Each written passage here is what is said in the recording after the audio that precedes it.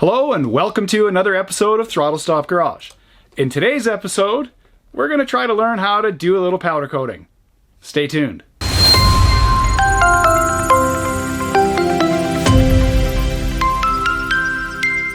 Alright, so as we hop into the episode, what we're going to do today is we're going to have a look at home shop powder coating. I know there's lots of YouTube videos out there, but I've just started in on this particular adventure, and some of the people that are watching over on Instagram said, hey, when are you making the video on that? And I was like, what, you want a video on this? There's lots of videos on this.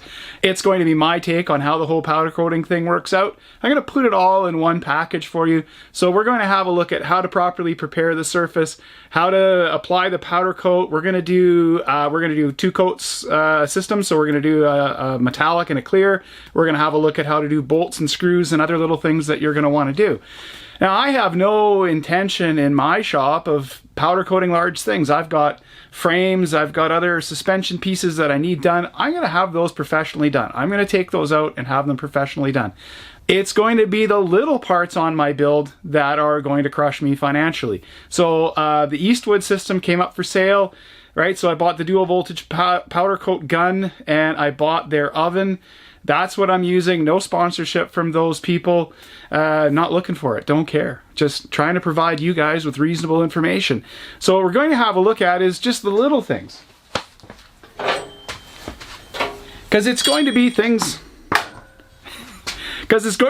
like the brackets and the other little parts. I'm going to do a bunch of screws and things. Those are the pieces that when you take them into your powder coater, I think you ruin their day. Because they're small, they're intricate, they're a pain in the backside for them to do. The bigger parts I find are hey, they do a great job of the big stuff, and it comes in at a good price point. So they can do the big stuff for reasonably cheap. What they don't want to do is spend time dicking around with little parts that take forever.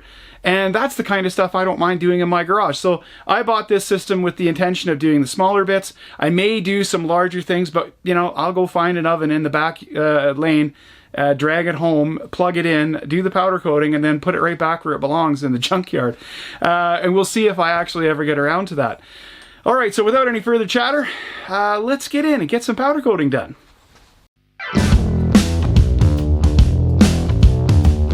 Okay, for our little powder coat test, I went and grabbed the greasiest, dirtiest valve cover that I have sitting on the shelf, and I decided to make it pretty. So this is obviously going to need to be cleaned first before we're going to get it done. And then I've got some oddball parts that are actually out of an overdrive. All of them are basically unobtainium, so just, you know, fill plugs and that kind of thing. You know, bolts that look normal, and you turn them around and they're actually performing a mechanical function. And it's this kind of stuff. It nickels and dimes you to death if you take it to somebody else to have it powder coated. And sometimes the prep is good and sometimes it's not good, or at least that's what it's been in my experience. So we're going to try to get these and get them a little better here. So first up, we're going to clean them all. We're going to use a couple of different methods first. So we're first going to degrease them, and we're going to use, you know, brake clean is fine. I've got some acetone here, so I'm going to use some acetone. You could use, you know, Varsol if then you wipe it after, be fine. Then I'm going to put them in the blast cabinet. I'm going to blast them up, and when we come back, these will be all cleaned and ready to go. First part of that cleaning step is just to flush the valve cover off with some Varsol. There's a generation at least of oil and grot and grime on this particular part. I also know that professional powder coaters really love it if you actually clean your parts before you bring them to them. So in the bath, the other pieces are sitting there soaking, so you just give them a quick rinse off and get that valve cover as clean as I can make it. You can't sandblast any of the oily, greasy stuff. It will not blast. Then I'm going to go ahead and deburr all the parts. So I make sure that all the sort of sharp edges are off everything, because the powder is not going to stick to that sharp edge. Okay, now that we're all cleaned up, we're ready to go into the blast cabinet. It's still a little bit grotty, but it's not too bad. There was some cheesy silver paint on it that pretty much just washed off. The breather cap here, we've just, before it goes into the blast cabinet, covered both ends of it with duct tape, put the screws back in it. I don't want to be cleaning sand out of the inside of this thing. Deburred the top cap.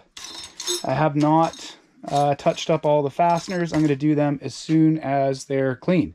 Okay, so without any further ado, I'm just going to blast it. It's 80 grit crushed glass is what I'm blasting with. I can't take you into the blast cabinet. Sorry about that. But when we come back, all of this will be blasted clean.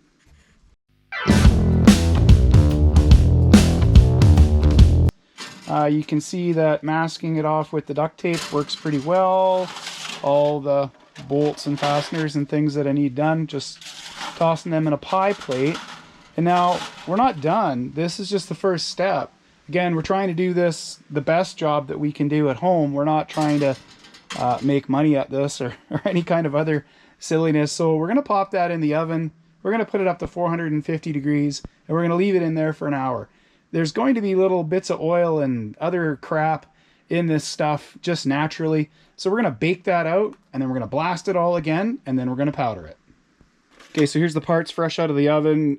You can see, obviously, we've got some impregnated contaminants or something of some sort. Again, I expect it's oil. Most of this stuff was in direct oil contact for its whole service life, so it didn't matter too much what we did to it. But so we've cooked that off. Valve cover is quite telling. Right? You can see pretty clearly where there's still some plating and other things. You can see where the old sticker used to be right there on this valve cover. But we'll now throw them back in the blast cabinet. Again, same thing, 80 grit crushed glass. And we'll go at it again. Make sure they're nice and fresh and clean. The oil parts, like this part, goes again directly on top of the valve cover. So we're going to mask it up with the handyman secret weapon. We'll get a little duct tape on that. And we'll get her ready to powder. So with a clean pair of gloves, I'm now just going to go in and tap down where the fasteners go through. That always warps. Don't forget to do this before you powder coat. Doing it after. So I just got a little brass bar here sitting in the holes in my welding table, and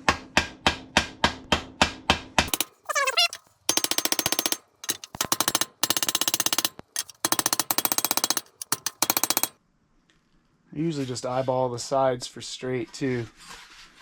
On there about as well as it can. Okay, so that's done. These parts have all been back through. So they're ready to go. Again, we're going to do different colors and we're going to focus just on the nuts and bolts and small stuff for now. So we'll get those bits done and we'll get them powdered. We'll get it put in the oven and away we go.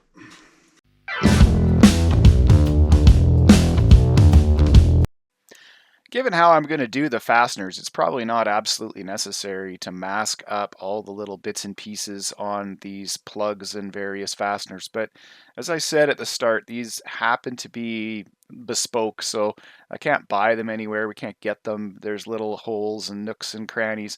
So I just wanted to make sure they were all well protected.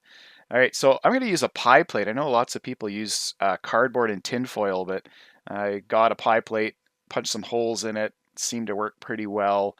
As long as you can ground to it and get the part grounded on it, that's the important part. So there we are, getting all the pieces put in, figuring out where the plugs go, and then getting ready to get the powder coat set up and ready to go.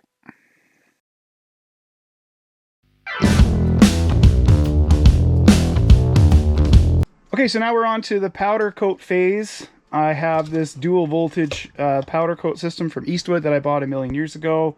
No sponsorship for any of this stuff, so don't worry. Always, as always, telling the truth.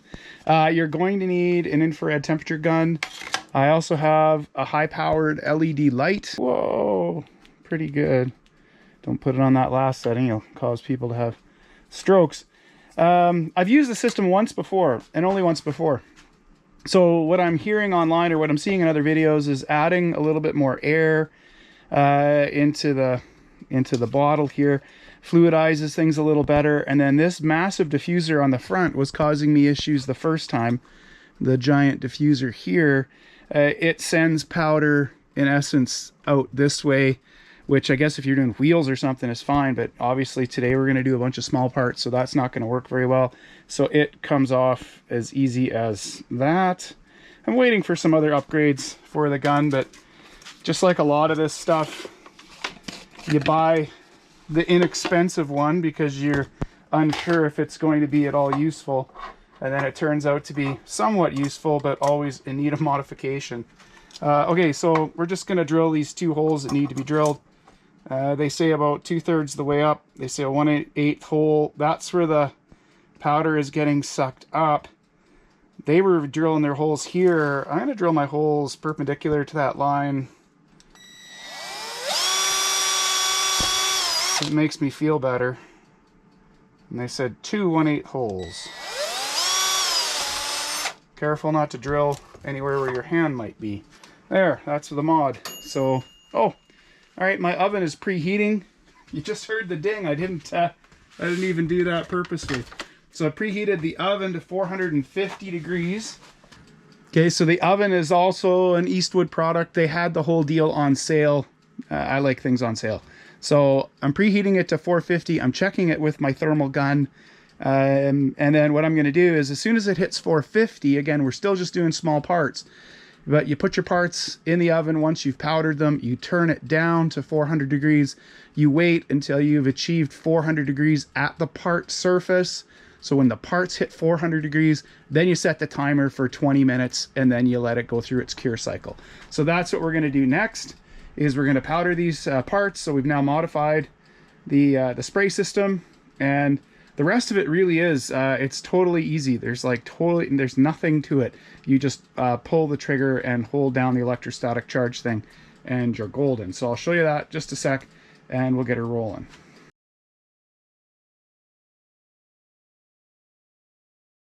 We're now over at the welding table. Again, I'm not masking any of this up. It's simply not necessary. I'm going to attach the ground just to the edge of the pie plate.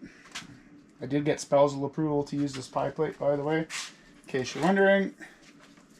Right, so then you're going to push the button. We're going to energize it.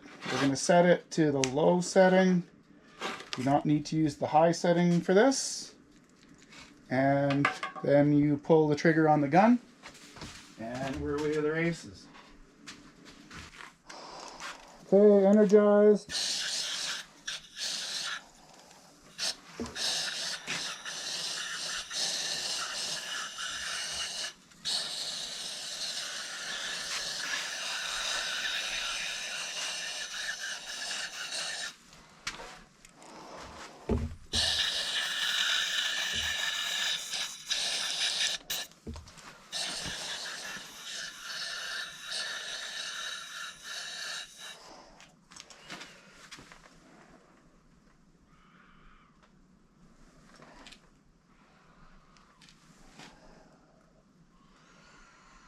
Yeah, it looks pretty good.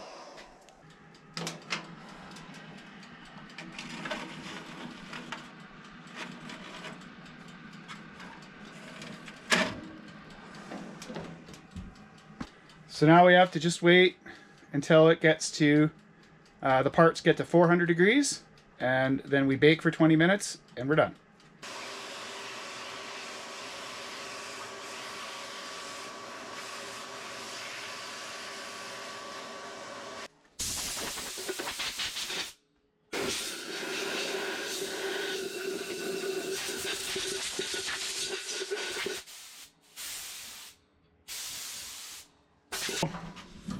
We've let the parts fully cool in the oven, and you'll note, of course, they've stuck on here pretty good, so it looks like it's gonna work. It's the first one gone. Yeah, and these were really hard to get off, so that's not a great idea, is to let them cool. They did turn out great, though. As you can see there, you can still see that little 5 imprint. So first up is the silver. So we're going to shoot this BMW silver from Prismatic Powders on the part. I'm focusing there on the bolt holes first to make sure they're covered. I did have a little hair or something that got caught in the powder, so plucked that out or else it'll be there forever. And then just carefully apply it. Check it with that flashlight. Make sure that I've got a really good even coat. If I see through to the part anywhere, then reapply the powder. Into the oven, wait for it to get up to temperature. As soon as it hits the temperature, you set the timer for your 20-minute cure time. It's boring. I'm new, so I just sat and waited.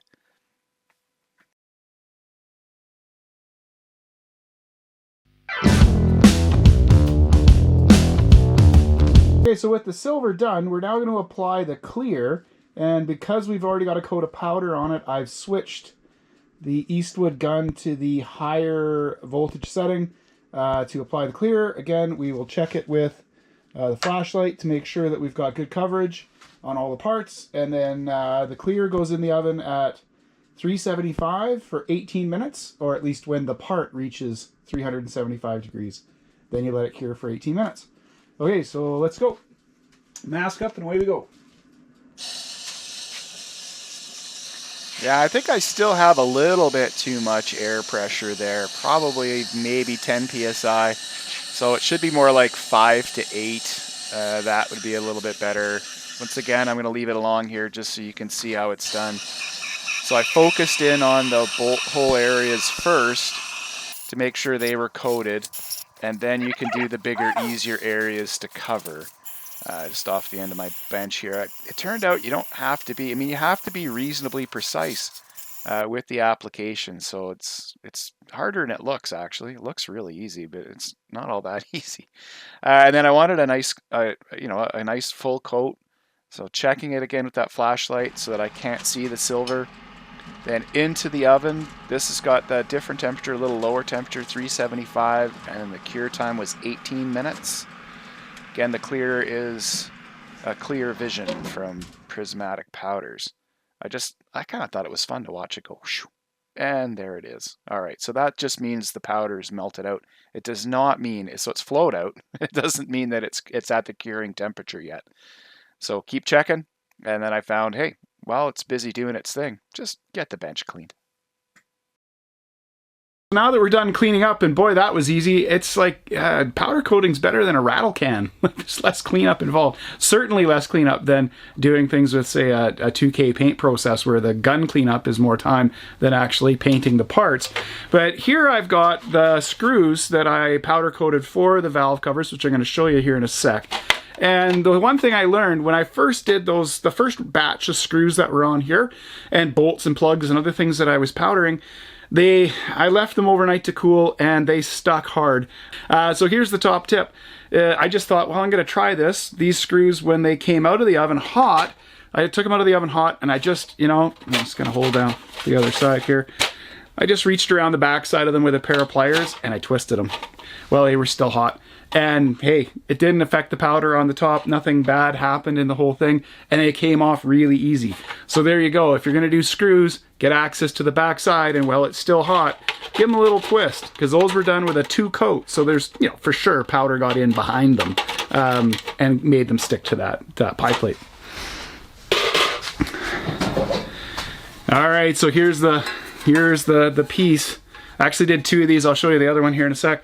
As you saw, they turned out great. Like, again, awfully difficult to show the quality of these kinds of things on a YouTube video, but that silver is just about perfect. No flaws in the application. I checked it with the light. It looked really good. And I'll tell you what, the powder is just as hard as nails. Now, I've had lots of parts professionally powder coated over the years. It's the first time I've ever done this, and you watched it live, and it turned out, well, it turned out as well as any of the parts I've ever had professionally done. Now, I don't have any intention of running these parts on a car, at least not right away. So for now, I'm just going to pack them up, and they're going to be garage art, maybe in the next garage. Here's the other valve cover. I did happen to have a bunch of gaskets and things for it, so I'm going to put this one away completely assembled. The top on it, so the valve, or the oil filler and breather on the top turned out, again, just gorgeous. So those parts for powder coating at home, let's see, last time I had valve covers done, I think they were $40 a piece. So that saves, a couple of sets of valve covers and the entire powder coating process is paid for. These ones were done with the Prismatic Powders, right? So it was the BMW Silver and the Clear Vision Clear is what's on those. And the other black parts was just done with the black Eastwood gloss powder coat that came with the oven. It seemed to be very good quality. Everything worked out great. Yeah, with a finish like that, you have to be happy with the result. With that, I hope this is a short video and I hope it's been informative.